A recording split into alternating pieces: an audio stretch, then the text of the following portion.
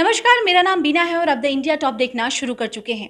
आज बिहार में अगर किसी बात की चर्चा सबसे ज्यादा है तो वो है बिहार विधानसभा और 21 अक्टूबर को होने वाले शताब्दी समारोह की। और हो भी क्यों ना, आखिर इसका इतिहास है ही इतना गौरवशाली।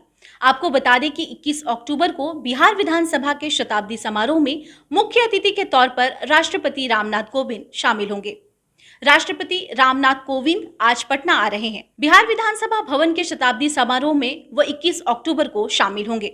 आपको बता दें, कार्यक्रम को लेकर बिहार विधानसभा भवन को दुल्हन की तरह सजाया गया है। कार्यक्रम में इस बार शताब्दी वर्ष स्तंभ का शिलान्यास किया जाएगा। इसके साथ ही बौद्धिक वृक्ष का छोटा पौधा भी लगाया जाएगा। राष्ट्रपति पूरे 70 मिनट तक परिसर में रहेंगे। हालांकि 7 फरवरी 2021 को ही इस भवन ने 100 साल पूरे कर लिए हैं। चलिए आज आपको इस ऐतिहासिक भवन के बारे में विस्तार से बताते हैं कि आखिर अब तक इसका इतिहास कैसा रहा है। 7 फरवरी 1921 को जब विधानसभा के मौजूदा भवन का उद्घाटन तत्कालीन राज्यपाल लॉर्ड सत्येंद्र प्रसाद सिन्हा ने किया, तब इस बिहार उड़ीसा विधानसभा परिषद के नाम से जाना जाता था। 7 फरवरी 1921 को ही मौजूदा भवन में पहली बैठक हुई थी। सर वॉल्टर मॉड ने इसकी अध्यक्षता की थी। बिहार के पहले राज्यपाल लॉर्ड सत्येंद्र प्रसन्न सिन्हा ने इसे संबोधित भी किया था। यानी देश की आजादी के ठीक 26 साल पहले ही यह भवन तैयार किया गया था। इतावली पुनर्जागरण शैली रेनेसां आर्किटेक्चर ने इसे धरोहर के रूप में बनाया था। आपको बता दें कि यह धरोहर जितना मजबूत है उतना ही रोचक इसका इतिहास भी है। यह ऐतिहासिक भवन 1912 तक बंगाल प्रेसिडेंसी का हिस्सा था। 12 दिसंबर 1911 बिहार के इतिहास में सबसे महत्वपूर्ण दिन था। तब अंग्रेजी शासन ने बिहार बंगाल प्रेसिडेंसी का हिस्सा था। इसी दिन बिहार को बंगाल से अलग करने की मांग हुई थी। ब्रिटिश सम्राट जॉर्ज पंचम ने दिल्ली दरबार में भारतीय परिषद अधिनियम 1909 के आधार पर बिहार एवं उड़ीसा को मिलाकर बंगाल से अलग राज्य बनाने की घोषणा भी की थी। उसके बाद ही यानी कि 22 मार्च 1912 को बंगाल से अलग होकर बिहार एवं उड़ीसा राज्य अस्तित्व में आया। सर चार्ल्स शूटर बेली इस राज्य के पहले उपराज्यपाल बने थे। विधायी परिषद की पहली बैठक 20 जनवरी 1913 को बांकीपुर स्थित पटना कॉलेज के सभागार में हुई थी। नए राज्य के विधायी प्राधिकरण के रूप में 43 सदस्यीय विधान परिषद का गठन किया गया। उसके बाद 1919 में बिहार एवं उड़ीसा को पूर्ण राज्य का दर्जा मिला।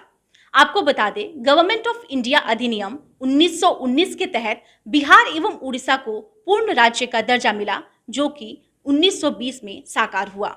हालांकि पूर्ण राज्य का दर्जा मिलने से ही बिहार में राज्यपाल की नियुक्ति हुई। आपको बता दें कि इसके पहले यहाँ उपराज्यपाल होते थे। बिहार के पहले राज्यपाल लॉर्ड सत्येंद्र प्रसन्न सिन्हा 1920 में पहले परिषद का अपना कोई सचिवालय नहीं, सभागार नहीं था, इसलिए इसकी बैठक अलग अलग जगहों पर होती थी। बंगाल से अलग होने के बाद परिषद की कई सचिवालय की जरूरत थी, इसलिए इस भवन को तैयार कराया गया। आपको बता दें कि इतावली रेनेसां आर्किटेक्चर में एएम मिलवुड ने इस भवन को तैयार किया था। अगर हम बात करें विधानसभा के संरचना की, तो विधानसभा का मूल कक्ष सभा भवन, जहां सदन का संचालन होता है, इसकी आंतरिक संरचना 60 फीट लंबी और 50 फीट चौड़ी है। इसका विस्तार इमारत के दोनों मंजिल में है। प्रेस प्रतिनिधि के साथ साथ दर्शकों के लिए ऊपरी मंजिल में गैलरी की व्यवस्था है। विधानसभा के अगले हिस्से की लंबाई 230 फीट है, जबकि विधानमंडल की कुल लंबाई 507 फीट है। वहीं सभा की चौड़ाई 125 फीट है। संविधान बनने के बाद विधानसभा सदस्यों की संख्या 330 से 243 कैसे हुई, इसकी जानकारी हम आपको देते हैं। 1935 में पारित अधिनियम के तहत बिहार और उड़ीसा को अलग राज्य बनाए गए। तब बिहार में विधानमंडल के तहत 2 नए सदन, विधान परिषद और विधानसभा की व्यवस्था अस्तित्व में आई। 1936 में उड़ीसा भी बिहार से अलग हो गया। 1950 में संविधान लागू होने के बाद पहली बार 1952 में चुनाव हुए। विधानसभा के लिए 330 सदस्य निर्वाचित हुए, लेकिन 1956 में ही बिहार की सीमा में बदलाव के कारण निर्वाचित सदस्यों की संख्या घटकर 318 हो गई। 1977 में जनसंख्या वृद्धि के अनुपात में निर्वाचित सदस्यों की संख्या 324 हो गई। हालांकि 1952 में ही एक सदस्य मनोनीत होता है।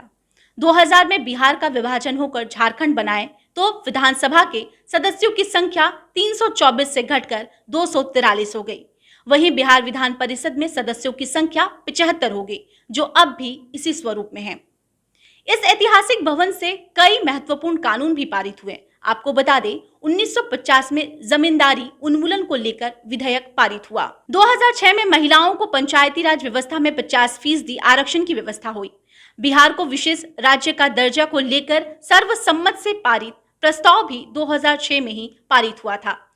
वहीं 2010 में भ्रष्टाचार निरोधक संपत्ति जब्ती कानून आया और 2016 में शराबबंदी कानून। इसके साथ ही सदस्यों ने शराब न पीने की शपथ भी ली थी। ये कुछ ऐसे ऐतिहासिक और महत्वपूर्ण कानून थे जो कि खूब चर्चा में रहे। इस तरह विधानसभा भवन कई अहम फैसलों का गवाह रहा है। आपको हमारा ये वीडियो कैसा लगा हमें कमेंट कर जरूर बताएं। साथ ही हमारे चैनल को शेयर करना, लाइक करना और सब्सक्राइब करना ना भूलें। धन्यवाद।